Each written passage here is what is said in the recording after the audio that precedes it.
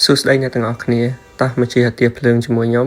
ពីប្រទេសហូឡង់ទៅប្រទេស Basic វីដេអូនេះដែរខ្ញុំចង់មកចែករំលែកពីវិធីរកអាទិភ្លើងហើយនឹងកន្លែងដែលយើងត្រូវរង់ចាំធម្មតាពេលទៅរកអាទិភ្លើងគេនឹងដាក់អេក្រង់ប្រាប់ពីព័ត៌មានថាតើអាទិភ្លើងដែលយើងត្រូវជិះនឹងតើវាស្ថិតនៅក្នុង platform ឬក៏កន្លែងរង់ចាំទីប្រមាណហើយអាទិភ្លើងដែលខ្ញុំត្រូវជិះនឹងវាត្រូវទៅចតនៅចំណតដែលមានលេខ15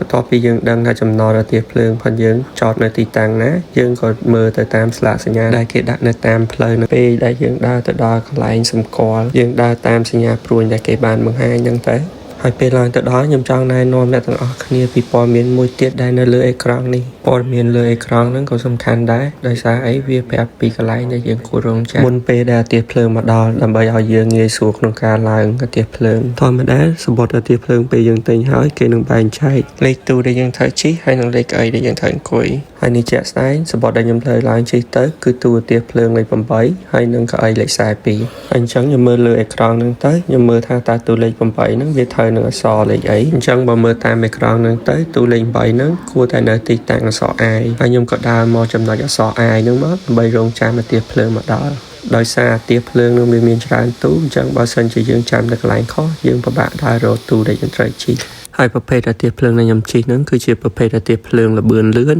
ដែលមានល្បឿនប្រហែលជាខ្ទង់ជិត300គីឡូម៉ែត្រក្នុង1ម៉ោងហើយខ្ញុំត្រូវចំណាយពេលប្រហែលជា2ម៉ោងពីទីក្រុង Amsterdam ប្រទេសហូឡង់ទៅដល់ទីក្រុង Brussels ប្រទេស Basic ហើយនេះជាទេសភាពខ្លះៗនៅតាមផ្លូវមុនខ្ញុំទៅដល់គោលដៅរបស់ខ្ញុំ